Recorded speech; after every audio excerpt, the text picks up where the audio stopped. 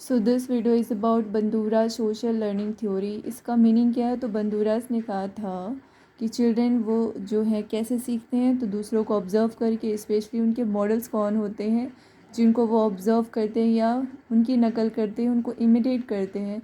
उनके मॉडल्स होते हैं उनके parents, teachers, peers and TV characters.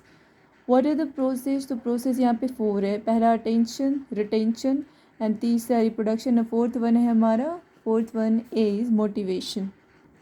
तो ये अटेंशन प्रोसेस क्या होता है? तो learner must pay attention to the model. जो भी मॉडल है जिसको वो इमिटेट कर रहे हैं या ऑब्जर्व कर रहे हैं, उन पे उनका अटेंशन होना चाहिए। बच्चों का उस पर अटेंशन होना चाहिए। सेकंड, जो भी मॉडल है वो अट्रैक्टिव होना चाहिए, पावरफुल होना चाहिए, बच्चों की नज़रों में रिस्पेक्टेड मॉडल होना चाहिए to gain more attention, attention ज़्यादा होने के लिए। एग्ज़ाम्पल इसका हो सकता है कि स्टूडेंट जो है वो अटेंशन देते हैं उसके जो सबसे प्यारे टीचर होते हैं, जो जिस टीचर को सबसे ज़्यादा पसंद करते हैं, उनकी सारी बातों को बहुत ध्यान से सुनते हैं। Second is retention. रिटेंशन का मतलब होता है learner must remember what was observe. जो भी लर्नर ने ऑब्जर्व किया था उसको याद रखना चाहिए उसको। सेकेंड पॉइंट है memory and mental images help in retention. और रिटेंशन में हेल्प क्या करते हैं? तो उसकी मेमोरी अच्छी होनी चाहिए और मेंटल इमेजेस रिटेंशन में मतलब चीज़ों को याद रखने में हेल्प करती है। या मेंटल मैप्स वगैरह या माइंड मैप्स भी होते हैं जो उस चीज़ों को ज़्यादा देर तक याद करने में हेल्प करती है। इसका एग्जांपल क्या हो सकता है? A child remembers how the teacher solve a question. एक बच्चा रिमेंबर करता है कि टीचर ने उस क्वेश्चन को कैसे सॉल्व किया था, तो दैट इज़ कॉल्ड रिटेंशन। मतलब जो भी उसने ऑब्ज़र्व किया है, जो भी उसने देखा है या इमिटेट किया है, वो चीज़ों को याद रखे। Third is reproduction. रिप्रोडक्शन का मतलब है learner must be able to imitate और reproduce the observe behaviour.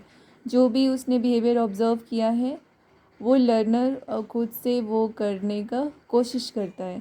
Learner must be able to imitate मतलब जो भी उसने ऑब्जर्व किया वो खुद से वो कर सकता है कि नहीं, that is for reproduction. And depends on physical and mental stability. उसकी फिजिकल एंड मेंटल स्टेबिलिटी पे डिपेंड करती है कि वो सारे प्रोसेस को खुद से वापस से कर सकता है कि नहीं, दैट इज़ रिप्रोडक्शन। इसका एग्जांपल ले सकते हैं, child tries to solve the problem in the same way. मतलब जैसे टीचर ने किसी प्रॉब्लम को सॉल्व किया होगा तो बच्चे ने उसको ऑब्जर्व किया, उसको याद रखा और उसी तरह से उसने सॉल्व करने की कोशिश की। That process is reproduction. Fourth one है हमारा मोटिवेशन। मोटिवेशन क्या होता है? तो learner must have a reason to imitate the behaviour. मतलब लर्नर के पास एक रीज़न होना चाहिए कि किसी को वो ऑब्ज़र्व क्यों करे या किसी को वो इमिटेट क्यों करे। उसके पास एक मोटिवेशन होनी चाहिए। रिवॉर्ड्स, प्रेज और seeing others reward increase motivation. और उनका मोटिवेशन कैसे बढ़ेगा? तो अगर किसी काम के बदले किसी को रिवॉर्ड मिल रहा है या उसको प्रेज़ किया जा रहा है, उसकी तारीफ़ की जा रही है, या फिर और सीइंग अदर्स रिवॉर्डेड मतलब रिवॉर्ड से या दूसरे को रिवॉर्ड लेते हुए देखने से उसके उसमें मोटिवेशन आता है। जैसे किसी बच्चे ने किसी स्पोर्ट्स में या कोई एक्टिविटी में या डिबेट कंपटीशन में किसी भी चीज़ में बहुत अच्छा परफॉर्म किया, तो दूसरे बच्चे ने उसको देखा कि हाँ ये बहुत अच्छा परफॉर्म कर रहा है और सारे लोग इसकी तारीफ़ कर रहे हैं, इसको रिवॉर्ड्स भी मिले हैं, तो ये एक तरीके से दूसरे बच्चे की मोटिवेशन को बढ़ाएगा और ये उस बच्चे की मोटिवेशन को बढ़ाएगा। तो किसी भी चीज़ को सीखने के लिए, ऑब्ज़र्व करने के लिए, किसी को भी इमिटेट करने के लिए there must be a motivation. और लर्निंग के पीछे मोटिवेशन होना बहुत इम्पॉर्टेंट होता है।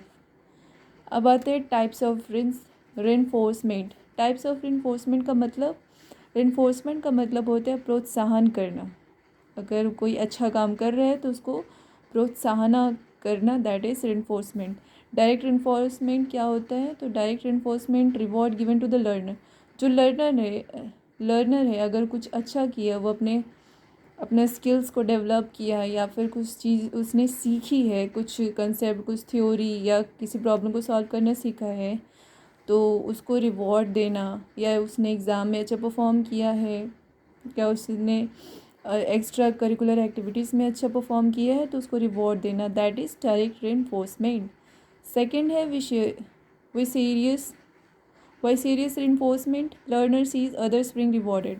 इसका मतलब अगर लर्नर ने देखा कि दूसरे को रिवॉर्ड मिल रहा है किसी काम के लिए, तो वो उस काम को करने के लिए मोटिवेट होगा, दैट इज़ विसेरियस रिइंफोर्समेंट। थर्ड है हमारा सेल्फ इन्फोर्समेंट। सेल्फ इन्फोर्समेंट क्या होता है? तो दैट इज़ इंटरनल सेटिस्फैक्शन।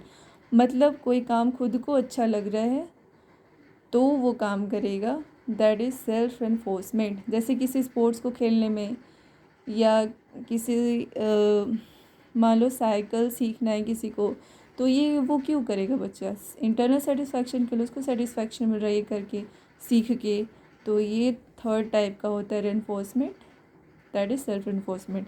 तो direct vicarious and the self enforcement, ये 3 टाइप के रेनफोर्समेंट होते हैं जिस पे बच्चा वर्क करता है। अब आते हैं what is the role of teacher in it. अब यहाँ पे रोल ऑफ टीचर क्या होना चाहिए, बिकॉज हम तो ये CDP बच्चों के लिए ही पढ़ रहे हैं। तो फर्स्ट है हमारा act is a positive role model. हाँ, अगर टीचर को देख कर के बच्चा कुछ सीख रहा है या उनको ऑब्ज़र्व कर रहा है या उनकी नकल कर रहा है, तो टीचर को एक पॉजिटिव रोल मॉडल होना बहुत ज़रूरी है। तो पॉजिटिव रोल मॉडल होने का मतलब वो बच्चों के सामने एकदम वेल ड्रेस्ड रहें, बात अच्छे से करें, कॉन्फिडेंट हो, तभी ये सारी क्वालिटी बच्चे में आएंगी। शो डिज़ायरेबल बिहेवियर, जैसा बिहेवियर एक सिटीज़न में होना चाहिए वैसा ही बिहेवियर टीचर को शो करना चाहिए। जैसा वो अपने बच्चे में देखना, जैसे बच्चा हार्ड वर्किंग हो, स्मार्ट हो, कॉन्फिडेंट हो, मोटिवेटेड हो, तो ये सारे कैरेक्टर टीचर में भी होने चाहिए, तभी बच्चे में आएंगे। थर्ड है use encouragement instead of punishment. और किसी भी बच्चे को पनिशमेंट देने से बेटर है उसको इंकरेज किया जाए किसी भी चीज़ को करने के लिए, ना कि फोर्स किया जाए।